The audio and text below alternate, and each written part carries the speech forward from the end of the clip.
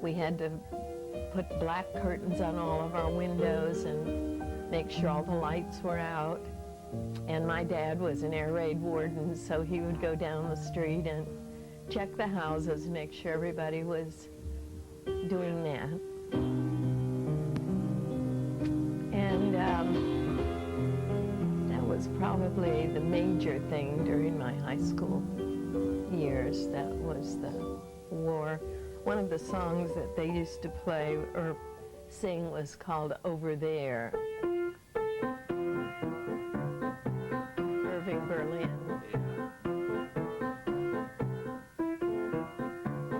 And so that was, they had a lot of war songs.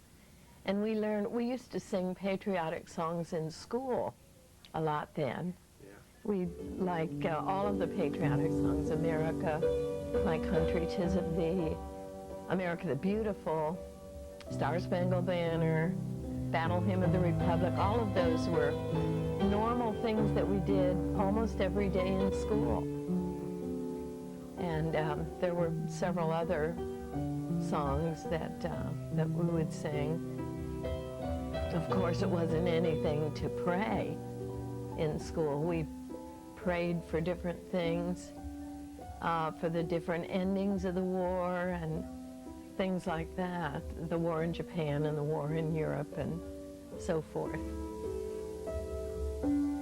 So after the war was over, things kind of got back to normal and everybody went about their business. But it's Christmas time while you're doing this, and I can always remember that when I was in high school, our Christmases were very slim. We didn't get anywhere near the amount of presents that our children and grandchildren do. We would have a stocking filled with nuts and oranges and a little candy.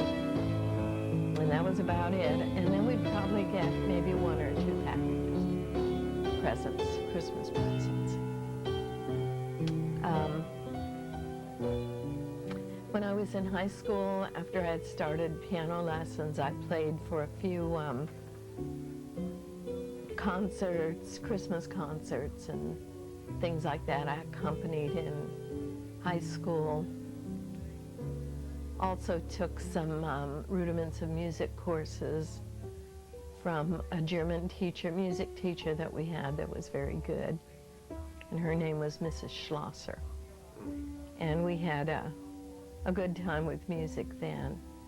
The subject I didn't like the most was history, because we always had a history teacher that as soon as you got into the room, you knew you were to sit down, take out a paper and pencil, and take the following test. And she would orally give us the questions of the homework we had that night, and we would have to take that test. But I didn't like that at all. Well, the social life was good. I met this guy from Oberlin who was a flute player, and his father was on the faculty at Oberlin in the music department. He was a woodwind teacher. And Ronnie was a flute player and also played bassoon, but we dated quite a bit, and we would go to Cleveland to the operas, and then we would go Christmas shopping and look at all the decorations in Cleveland, and just like what average people do on dates. Right, just different things like that. Went to a couple dances. And then, how did Dad get in the picture?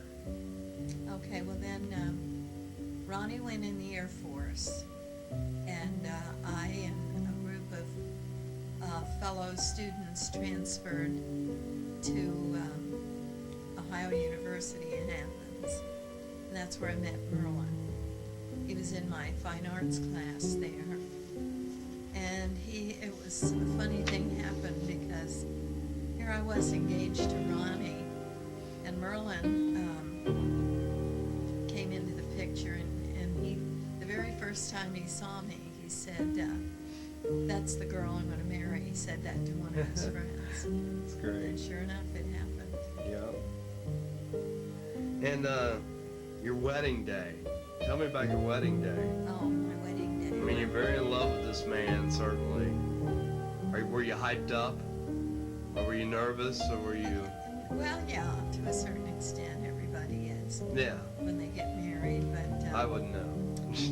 I want to give a little. See, I was engaged to Ronnie at this time, Okay. and found out later on that he was seeing someone else. So we broke off our engagement and started accompanying Merlin on the piano for his vocal lessons. Right. And it was purely plutonic, he said. And but we finally fell in love, and we decided to get married in June of 1954. My parents were not, my father especially, was not real accepting of Merlin because he had met Ronnie and really liked him, and he thought he was going to be good for me. But after we were married, and how did that make you feel that your dad didn't accept the love of your life, the man you were going to spend the rest of your life? it hurt, but I knew he'd come around Yeah. eventually because actually Merlin was more His like type. him than His Ronnie type, was. yeah. So we talked it over, and he finally accepted Merlin. But it was really neat because the morning that we were supposed to be married, Merlin came up to my bedroom and knocked on the door, and I said, "You can't see me today." He was staying at our house for the wedding, and he sang "Come to Me, Bend to Me" from Brigadoon through the door, That's and I thought that precious. was pretty romantic. That's special. And the wedding day went off without a hitch. Wedding day was fun. It was a very small wedding. And what did you think of your in-laws when you first met them? I liked them. The girls, Alan's sisters, gave me a hard time. I think they were a little bit jealous. Maybe they didn't. You mean Merlin's sisters? What did I say? Alan's sisters. Oh, Merlin's sisters were. Just for the record, you always get me mixed up with my I father. always use that. Why is that? You know. Anyway, Merlin's brothers were fine with me. Of course, they were both married by this time, but his sisters, who still lived at home, were a little unsure of what I was going to be like. But pretty soon they came around. We were all one big happy family. Now, how has teaching affected your life Teaching, well. and your passion? Do you have passion for teaching? Oh yeah, I've always Learning. had that. My mother was a teacher, and her mother before her, and it just kind of passed down through the family that when I was little, I'd always play teacher, and I always brought my brothers in and said, "Now you be my class, and I'll teach you." So we always had that going on. I've always known I wanted to teach, but my piano teacher had other ideas. She wanted me to be a professional performer. So that Because you were when I went showed to so much Oberlin- talent. Right. So when I went to Oberlin, I was in the performance area. Yeah. But then I found out that really wasn't my cup of tea, and I prefer teaching.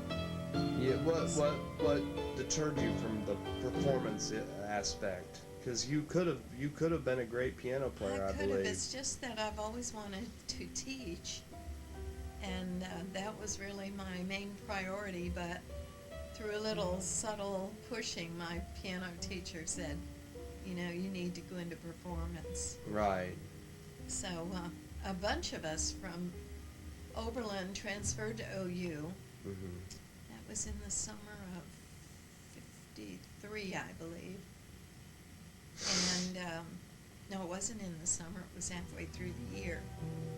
We transferred and finished up at OU. Changed our majors. Most of our credits got through and transferred, but And how was the music department at OU different from Oberlin?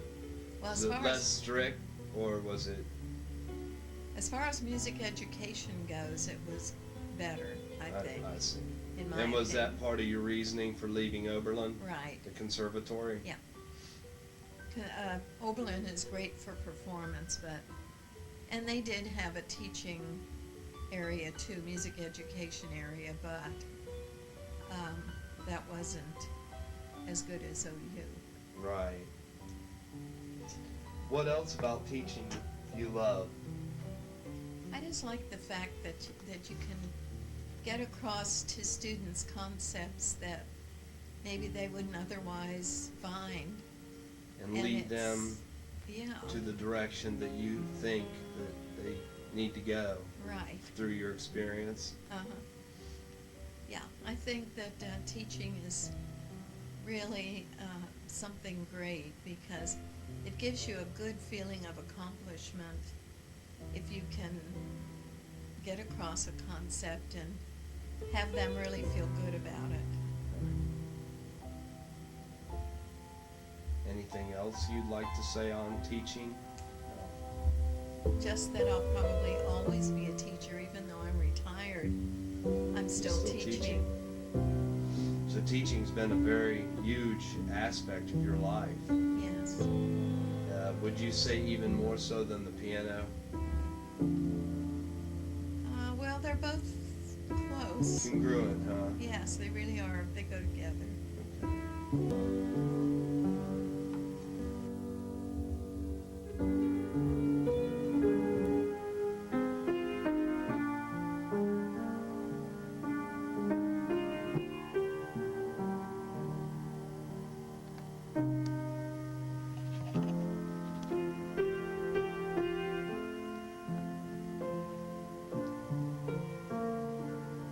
So, tell me about your daughters, Steffi.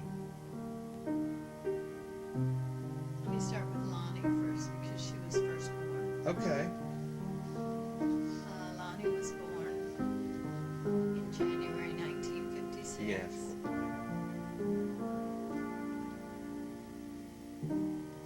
And she was born in January. Lonnie was born. We had just gotten back from Hawaii, living over there for a year. And so we named her Catherine after one of Merlin's cousins, Leilani Ross. But she went by the name of Lonnie. That was her nickname. We always called her Lonnie. And Lonnie was a big thing in our lives because I had never really been around children much. I babysat a little bit, but was always with older children. I never had much experience with babies. And Lonnie was quite ill when she was first born. She had probably what's known now as colitis, or she was really pretty sick for about 6 months after she was born.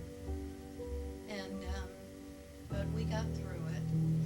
And my mother came out to stay with me when Lonnie was born. And after she came out, after that first year, when I found out I was pregnant with Steffi, I wrote Mom a letter and said, well, you're going to have to come out again in February. And she said, no, you needn't think I'm coming out here every year. So we kind of turned it off then. You thought. But Lonnie and Steffi were very close in age, a year apart, and so they grew up together and were very, very close in playing and in school and everything they did. They grew up together. So when Lonnie died, it was very hard on Steffi because she had known her, and they had been very close for so many years.